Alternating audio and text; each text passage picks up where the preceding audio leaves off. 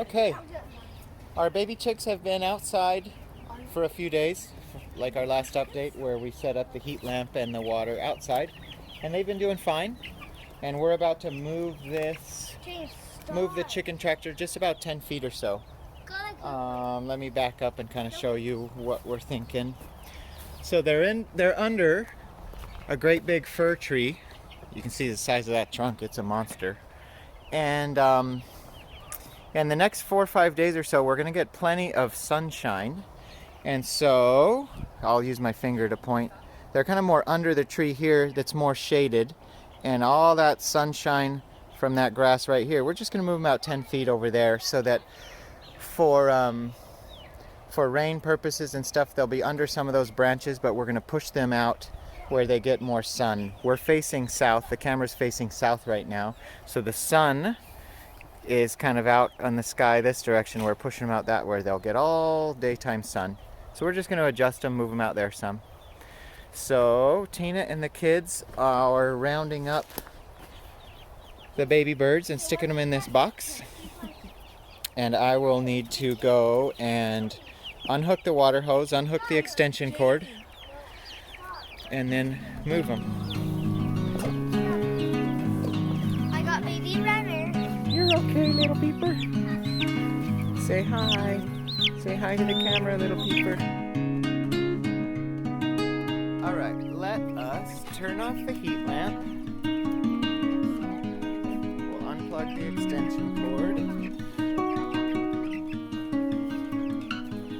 Lay that down. Good job, little James.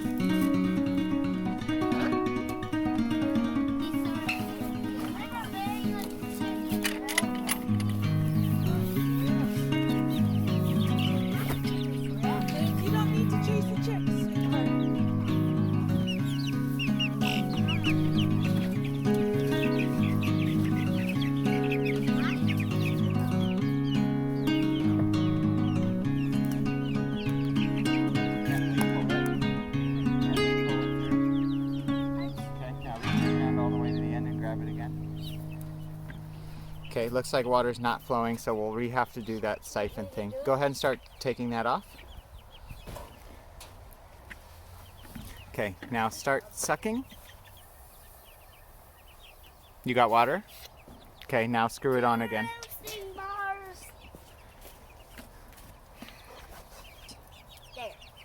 Okay, and the water's flowing. Good job, sweetheart, you did it. Arya, the chicken farmer, and James the chicken chaser. All right, here's the chicks in their new spot. The chicks have food, 2 sources of water. They have their heat lamp there, but we're not going to turn it on until nighttime because they've got plenty of beautiful sunshine here today. And they've got a lot of greens to munch on. I've already seen them taking bites out of grass and stuff. And that's it. Now we can just leave them alone.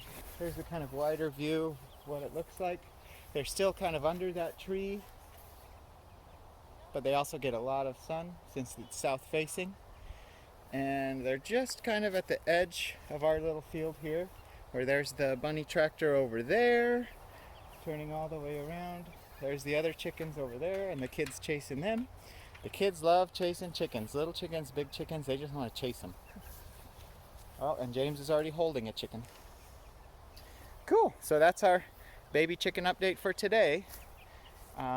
They're doing great, and I'm really excited about this good weather that's here. It's 5 days straight of highs in the 60s, lows and not hitting freezing, somewhere between 35 and 40. So I think that'll be really good weather for chickens.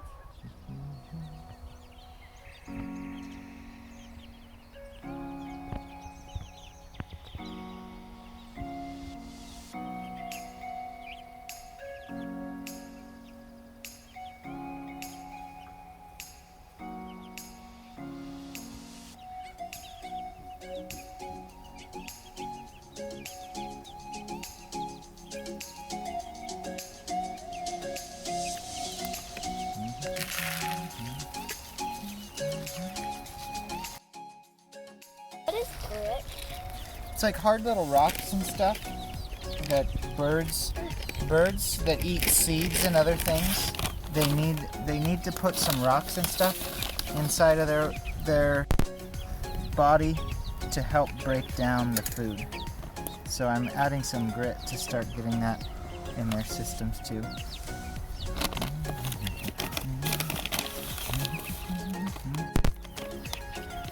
What is that?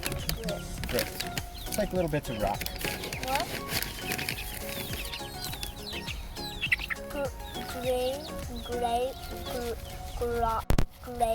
Grit. Grit.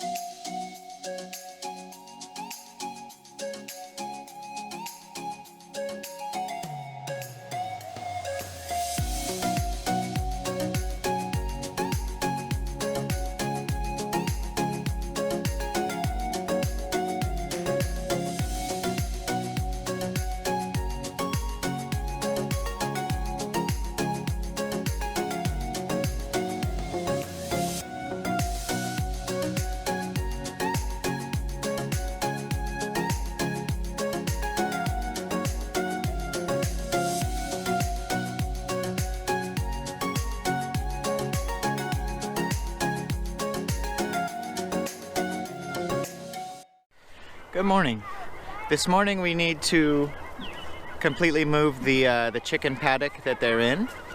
They've been in that fenced off area for about 3 days with just the tractor itself moving around in there every morning. And it's time to move them to the west and put them on fresh grass. This is where they were last week for 3 or 4 days. And then coming over here, this is where they've been the last 3 days. Specky really wants to get out. It's not totally destroyed or anything, but they've definitely done a lot of work to it. If you just look at the fence line, you can see the difference. Specky wants webs. All right, so the chickens are antsy to get out because usually I would just come open the door and let them out. But since we need to move the paddock, they get to wait in there a while longer. And they look pretty antsy. Especially Hey Specky. birds. Look at Specky. Let me out, let me out, let me out, let me out. You We're girls will not have to really wait a minute. That one is Specky. She loves All right, let's move the fence.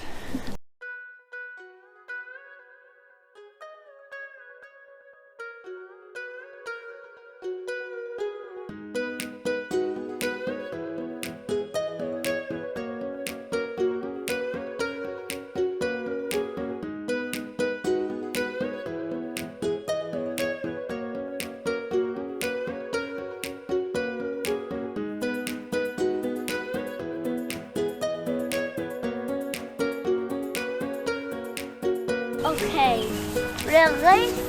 Release the chickens!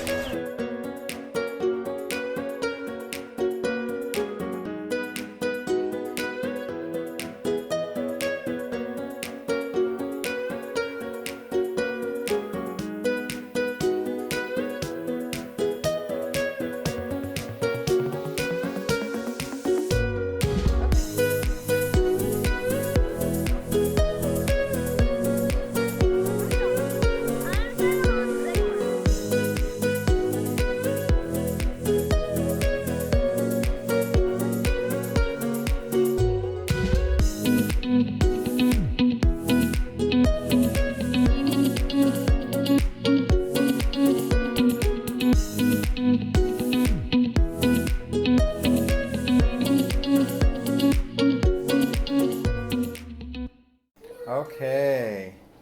Family, the time has come to try and incubate eggs again.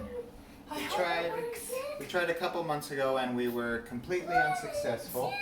And so we've done more reading trying to figure out different reasons why we were unsuccessful.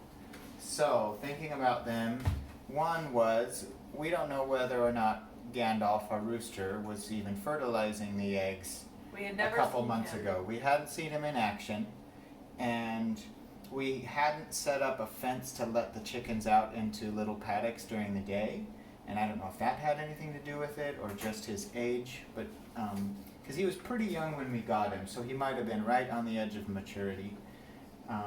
But we definitely have seen him in action now, and we learned about looking at eggs when you crack them open, the little white spot on the yolk. We learned about if it looks more like a bullseye, it's fertilized, and we've definitely seen that. So we know some of these eggs are fertilized. There are 38 eggs in there. Other reasons we might have been unsuccessful last time are it was the colder part of winter and we were keeping the house colder, especially at night. So where we kept the eggs, they might have been getting too cold because they've been sitting for the last week or so as we collected them. We did. But from what we've read, if they get too cold at that time, they can become unviable. And we also had fires sometimes in the living room, so there was a lot of fluctuation. Yeah, there might have been too much. Oh yeah, which So reminds me, temperature we were extremes. keeping them in a big Tupperware kind of stacked on each other rather than nice and flat like that. So that's a list of at least 3 things. A fourth. What's the fourth? It said warm water, but we already put the cold water in, and we were just like, eh. Yeah, that might have been it, but that would be a more minor one. I think Yeah. the 3 that we've talked about it was one or a combination of all of those things. So we're taking our time, we've read and reread kind of incubator instructions, and now we're ready to give it another go. Again, there's 38 eggs. I find it extremely unlikely that we hatch 38 chicks. The chance of that's probably about 0, but I'm really hoping we get some. I would love to get 10, 15, 20, 25 chicks. And we've timed this that our chicks outside, the youngest ones that we bought at 1 day old, are 3 weeks old, and some of them are even older than that. So the youngest chicks will be at least 6 weeks old when these new ones hatch, which means we'll be free to take the heat lamp away from them. They should be done with it by that time, and we'll be ready to be brooding chicks again. And if we end up with more chickens than we need, that's something we can address later. But let's give this a go. So things we need to do. We're going to be carefully transferring all those eggs to the automatic turner, which is that yellow thing. And the automatic turner instructions are that little white paper. I'm 90% sure it's small side down, but we should double check that. And we checked and double checked, and the eggs before we start incubating them are supposed to be at room temperature. And it's a But pretty warm day right now. You need the yellow thing in it. We will use the yellow thing right now, bub. Other things we did, I checked the level on that little wooden table back there that the incubator is going to sit on, and adjusted a little bit with some papers to make sure it's nice and level. And we're just going to jump in.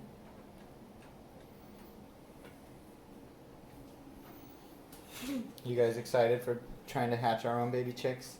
Do you think it'll work? No. I'm guessing we at least get 2 chicks. 2 chicks? At James, least. how many baby chicks do you think we'll be able to hatch? 0. Oh no.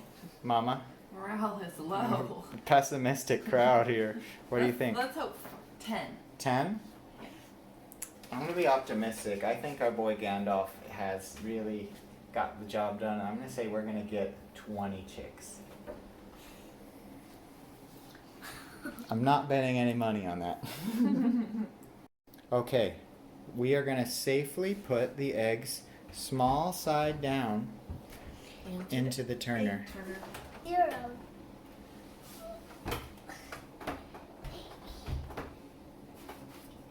James, you're making me wobble. So we've been saving eggs for the past, what, 8, 9 days? Yeah. Something like that. But yeah, kind of at a glance, these really porous ones, I'm not sure if they have a lower chance. I feel like I read that somewhere.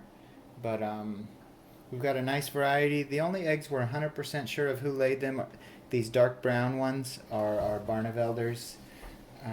And then this is a Dominique. Tina knows some of them better than me.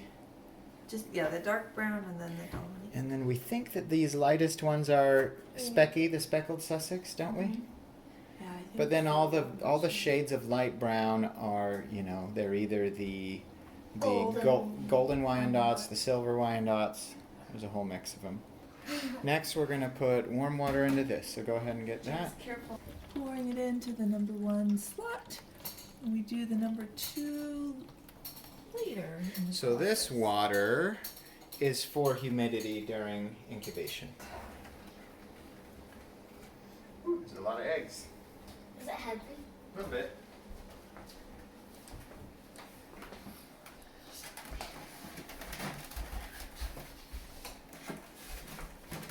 No, James. There and James. Plugged in. okay, Here's the lid. lid. So here's all the eggies all tucked in. They're so And pretty. tight. Tucked in tight. There's a little hole built in for the lid cord. has the heating element in the fan.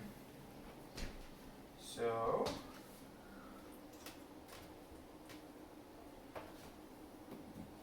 Remember, when we do it it's gradually. going. I'm going to open it to adjust where the thermometer is so that I can see it.